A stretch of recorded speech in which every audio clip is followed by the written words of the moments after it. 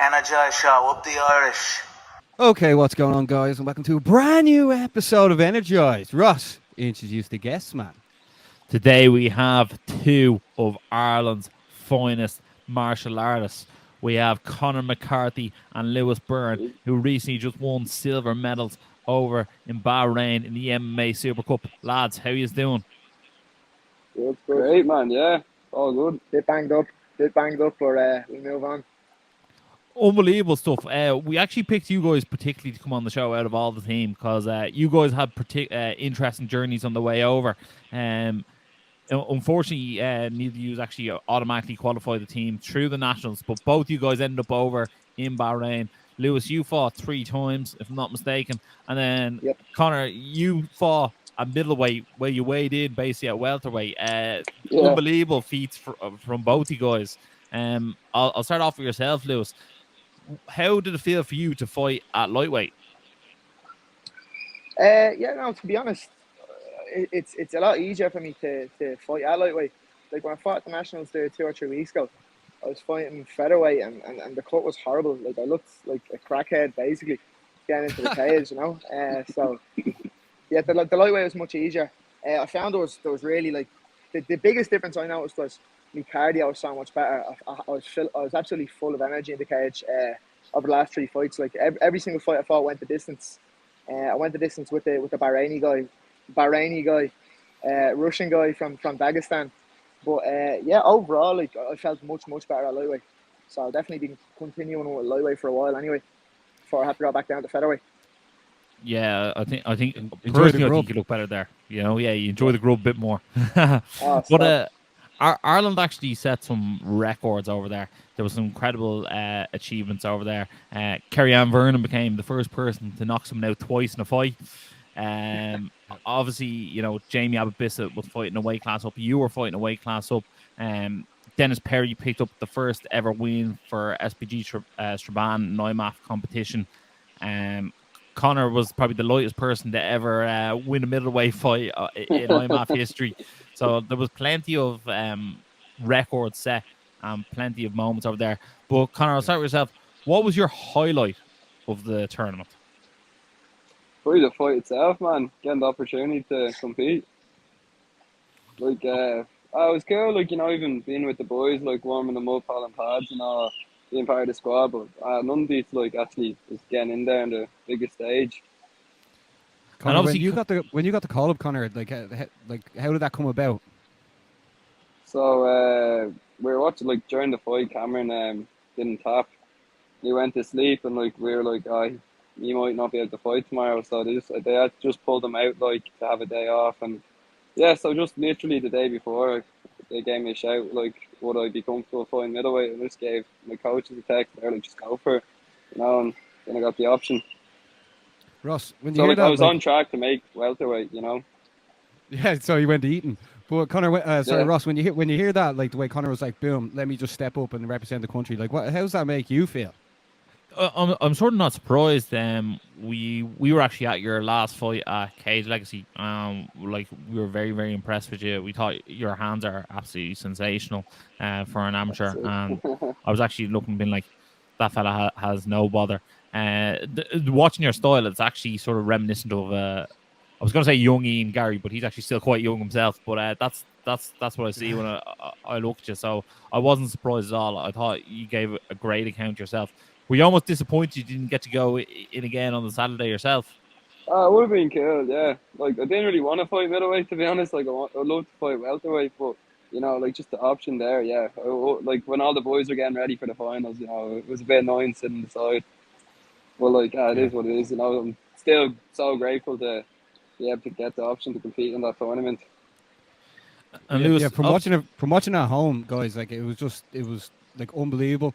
Especially in the first round when you're taking on Oceana, and the very, very end, Gustavo getting the was it a heel hook? Knee bar. Knee bar, excuse me. At the end to win it, like, it was just unbelievable scenes over here. Like, everyone, like, you know how many people there is in the Irish MMA scene here. everyone was tweeting about it. Everyone couldn't believe it. And then like to go on then beat Mexico and reach the final as well. Like we couldn't be any more prouder of the 2 years and the whole entire team as well as a collective. Guys, what was that team environment like? Because obviously a lot of you guys train in different gyms, and a lot of you guys, like Lewis, you'd even fought Jordan a week ago for a second time Yeah. before you or 2 weeks before you actually went over there. How did the team gel? I've been to 3 tournaments so far what I'm at with different Irish teams, but this one by far had the best atmosphere out of all of them, for sure. Everybody was like, we're like a little family going around. Like Conor and Conor shared a room for a week. Yeah. It was a great buzz. Like, you know what I mean? Everyone was supportive of each other. Everybody was there backing each other up in the training room before we were going out doing training squad sessions out at the pool and stuff every single day. Yeah, it was really good, really great atmosphere. Yeah, 100%. Like everyone just clicked straight away. Like I knew barely anyone before this competition, and I feel like I made good mates, on this trip. Like it's in class, like. Yeah, it did look like a lot more of a team. Do you think because Lewis, obviously you've been to previous IMAF events, do you think that previously you go over representing Ireland in previous IMAF events, but you're sort of out for your own? You sort of want to win the gold medal for yourself, as opposed to on this occasion, your fight, I'm not going to say it was irrelevant, but it's only 1 out of 9. And like you need all your teammates to be able to perform and put scores on the board as well. Yeah, exactly. Like you said, the other IMAF competitions they are a bit more individual. Like this one, they keep score of every fight, so like you sort of wait. It's like a game of football almost, you know what I mean? As well as that, there's the sub. So like if you do get injured, pick up an injury, or you're not qualified to fight the next day, you can get switched out. You can get switched back in. Like even find some of the teams. If you got a loss the day before, you had to go back in the next day anyway. You had to just keep going because it was for the team. Any other IMAF comp, like you lose, you're out. Sometimes like you don't even bother with the training because you're just in your own head after a loss. But this one, you just had to stay switched on because you lose one day, you're up the next 2 days fighting, like. So yeah, it was more of a team sport. This one. And do you feel there was any pressure on you? Obviously, because you guys were fighting at lightweight and fighting at middleweight at the time, so you knew the scores going into your fight. Did that add any extra pressure onto you? Not really, man, to be honest. Like, I just kind of took it as a fight. Same prep for any fight. Like, just go in there and do your best and just get a win. Like, it was a big event. It felt like a really big stage, but I just kind of took it like any fight. It was a massive event. Even that trophy that the Bahrainians lift after the size of that thing. Imagine Ireland won that and brought that home. Yeah. That would have been nuts. Here's a question for both of you. I'll go to yourself first, Conor, and then Lewis, you can jump in afterwards. You guys have fought for regional belts at home, and I've seen you guys fight at regional shows, and the support that both of you guys bring individually is huge. We've talked about Claim for Life, Conor, before. Yeah. And, what's called, you bring a big crowd with you, and you've won belts as well. But what was the support difference like when you were actually representing Ireland? Did you feel you were getting more support? Yeah, kind of. Like, my phone was absolutely blown up, that kind of way. But yeah, like, I felt like the whole team was backing you, compared to the regional shows, like, it was very quiet in there. To be fair, like, there's a lot of lights and all, but like, I felt really like it was quiet. You could hear the corner, every word the corner said, and yeah, it was cool representing Ireland. It felt different. Like, walking out with a tricolour was like the class. Like, I loved that. But yeah, I don't know. I think just the fight itself is kind of similar to any fight. If that makes sense. Like, a fight's a fight. And Lewis, what do you think of the support difference from fighting in a regional show? Obviously, you had the crowd there, but in terms of like getting messages and stuff, was your phone blown up more than normal? Yeah, of course. Like, I had a lot of family, friends watching it from back home. I think it was a bit mad with some of the time changes because like it was 3 hours ahead over here. But yeah, like people were watching every single day, sending messages, best wishes and stuff. But the atmosphere in the stadium itself, like Conor said, it was a bit quiet each day. Even the crowds were there on the last day. Like for some reason, like you could just hear everything that was going on, like with the coaching team and stuff, like instructions they were giving it and stuff. But it was great atmosphere. It was, it was. It was good. I enjoyed it. I enjoyed every second of it. Yeah, for people that don't know, the lads are still over in Bahrain right now. Actually, if they couldn't, if you're listening, they're still there. But lads, I want to know something about the camp. Like Conor, looking at the whole entire team, and now the competition's over. Like, who do you think really stepped up, or someone that you thought might not be that great, but really, really pushed themselves, like, and really impressed you, Conor? And then Lewis, you can respond second. I don't know. Maybe Lewis, like just seeing Lewis the way he prepared, like I was staying with him, just when it was in 3 wars, like over the 4 days, like I thought that was very impressive. Like going the distance, getting 9 rounds in total.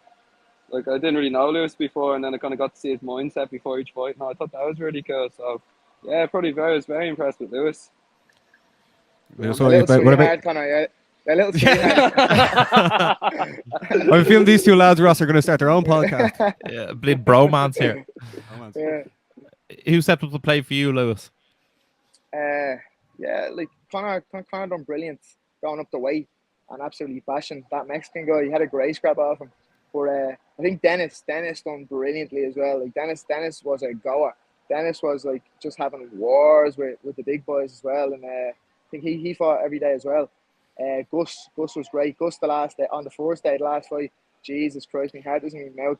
Like 1 second left in the fight, and he gets a power haul. Like, but like the whole team done really, really well. Like, do you know what I mean? We done Ireland proud. Like everyone was pulling their weight the whole competition, getting the wins in. Like we came back every single day. Like I think the first day, like it was down to the wire with the last fight. The second day, I think we are 3-1 down or something. And then from going 3-1 down, I think we won like 4 fights straight, like after that. So yeah, the whole team pulled their weight, and like they really all fought brilliantly. Yeah, What about? Go on, What about behind the scenes? Who's the most crack? Like, who would you definitely bring next time to the next IMAF Super Cup? Conor, like you can't pick Lewis again, but Ooh, I don't know. That's a good one. Lads, you put me on the spot here. I know. We don't choose favourites. We don't choose favourites. Yeah. Saturday night was great crack though, going on the beer with everyone. I'll tell you that much. Jesus Christ. We ran all right. and who's the one person you wouldn't want to room with? yeah. Lads. Call them out now, like call them out now. I'm saying none. I'm saying Has to be none. Cameron. Has to be Cameron. He should be barred from everything. Like. Oh, stop. Yeah, What he'd else? be making a Cameron's show a you. bad thing. He'd be making a show you doing those 1-arm push-ups. Oh, No, stop. Cameron's a legend, man. We all got Cameron's free a legend. gargle for that as well. That's what really comes down to when you represent Ireland, isn't Yeah. it? The free It gargle. really does. It's all about the beer. Yeah, but looking at it now, like the way he's went over, like you were meant to fight Russia, and then like just look at the way the teams, like after really uniting, and the whole country here has been watching, and if they haven't, I don't know what they're doing. But it's just no, it's been absolutely brilliant watching, lads, and really, really well done to two of you, and I'm sure your family and friends are very proud of you as well. Thanks a million. Conor, one thing that we haven't touched on yet, which I actually found interesting from a spectator's point of view, is you went over there and you fought probably for the first time in your amateur career without your own coaches. How was that for you? I obviously saw Andy come into the cage and you had a bit of a chat afterwards, and you actually said to him, "Great coach," and what's called after the fight. But how was that like fighting without your coaches there?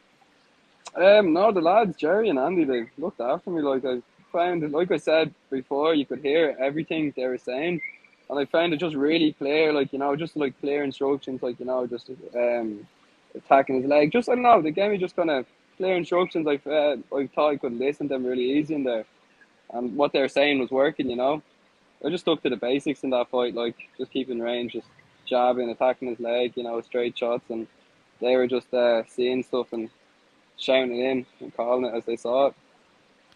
And then, Lewis, I'm going to ask yourself, obviously you're training with different bodies over there. Obviously there's people with different skill sets over there. What's one thing that you picked up off a teammate that you'll bring home, make you a better martial artist? It doesn't have to be free, a move. how to get free drinks. No. Well, Gus showed us a nice knee bar. I think the Gus showed us a knee bar coming on the first day. Yeah, he showed it us was an the E-bar second and day, I first day training. Yeah, he pulled it off that day. Like, yeah, that wasn't a specific move, Or even a mindset. But like, just from even just watching all the guys fight, like he gave everything. They put everything on the line. Even when the odds were stacked up against us, like fighting the Bahrain team, like, just going in there and just being killers, like just having that killer mindset, I definitely got off everybody that I'll be using going forward, in the next couple of fights. And what about yourself, Conor? Then who did you pick something off? Gus showed us a really cool sweep from half guard. That's one thing I was like, yeah, I'm gonna start using that. The first training session, we trained twice. I think it was Monday. We did 2 sessions, light cardio one, bit of technique in the morning. Then we just did a bit of rolling and flowing that night. And Gus was drilling some nice half guard escapes, and that's one thing I'll take. It sounds like Gus's BJJ was very useful over there, Basmo. So, Obviously, man. yeah. He's a beast. For the people that are tuning in now, if you haven't liked and subscribed, make sure to do it, and make sure to follow the 2 lads on Instagram at Conor McCarthy and at Lewis__Byrne. Conor, Lewis, do you have any? Have you got any fights lined up now for the people that are tuning in that they should make sure to watch and see you compete again? Conor, if you want to go first and let the fans know when and where they'll be able to see you next. Yeah, you were. Just under 3 weeks, I think. 3rd April, I'll be fine. That's the next one. You're playing. You'll be able to catch me there as well. I'll be on the UR as well with Conor. I'm gonna be fighting for a lightweight title. So straight away, lightweight, straight into the Super Cup and then for a title straight away. That's how it's done. Ross, we're meant to be there as well, bud. Yeah, I think the 2 lads' stock has definitely gone up as well. I think more people be interested to see them. One last thing I want to touch on before you go away. How good were the coaches over there to you guys, and how well they have you prepared? Because they seem to have been giving you motivational speeches every day. They seem to give great corner work. How integral were they to the team? They were savage, man. Yeah, it was my first time working with any of them as well. I was very impressed. From Liam Oak's speeches and Andy's before we get on the bus and all, to like when they were in between rounds and all, like I was very impressed with the level of coaching they have, and it's a great federation that I'm at. Lewis? Lewis? I don't think you would have got as far as we did without the coaches like Simon. Like Andy's my own coach, so I know what to expect with Andy. And then Liam and Jerry done brilliantly as well. Like you're there for the whole team, and they gave great instructions, great support to all of us. Shout out to the entire team that went over to Byrne as well. Ross, and to say before we wrap things up, or sorry lads, have you got any sponsors or anything you need to shout out as well? I have no sponsors. If anyone wants to sponsor me. If anyone wants to sponsor Team Ireland's Conor McCarthy or Lewis Byrne, make sure to get in touch with them. Yeah, well shout out to Bahrain Super Cup for putting on such an outrageously good event, and then shout out to Team Ireland. Like, you guys all knocked it out of the park, regardless of who won what fights or whatever. Like, just seeing you guys over there, like even standing up on the podium as the national anthem played, or standing up on the entranceway, like that gave me goosebumps. And I must say the jerseys were actually cool. We didn't actually get to mention them. I was like, Savage. that was a nice touch. Also, shout out to the ref who got kicked in the head as well. What a legend! Yeah. How did we nearly forget that? Oh, for the tournament. Stop. Oh, so, did that ref actually get replaced, Lewis, or did he get up for the second round? No, he's bleeding. He got panned out on the ground on his back, and he just jumped back up in between the rounds. And I wasn't even noticing, to be honest, because I was getting a sip of water, and that's why I walked off in the video. It looked like I didn't give a bollocks about the ref. Because I heard the bell. And I was like, going parch and get me a sip of water. When he was grand, he continued. Right before he raised my hand, I asked him, "Are you all right?" And he just said, "No." In fairness, I think he watched Tyson Fury get knocked down by Deontay Wilder, and then he was like, "Oh, the Undertaker." That's how it goes. Some shot though, wasn't it? Oh, stop! Oh, you nailed it. was Perfect a shot. beautiful kick. Although, like, in fairness, he was a mile away from Lewis. But no, lads, you all did the country so proud. We were watching you every step of the way. I can't wait to see where both of you go next. And like I said, I think your stock is definitely raised. For when you do go pro, this experience will definitely be worthwhile. Going over fighting on foreign soil. Having the sort of even the entrance and the walk down into the cage, the size of the cage and stuff like that will all stand in the future. Yeah. Really, really look forward to watching the fight again. And if anyone is watching this, make sure to give the boys a follow. 2 absolute legends of the Irish MMA game. Big fans of both of you. Anything else to add in, Basmo? No, make sure to check out the lads competing on IWAR Fighting Championships on the 3rd of April. And that's where it all goes down again. And we'll see you there. So That's make a sure to sunny like, day. share, subscribe. And as always, Stay energized. Energized show, up the Irish. Been sussing you guys a couple of times. I've seen a couple of clips. I think you done some interviews with Dylan Moran and that I saw. So keep going, keep up the good work, guys.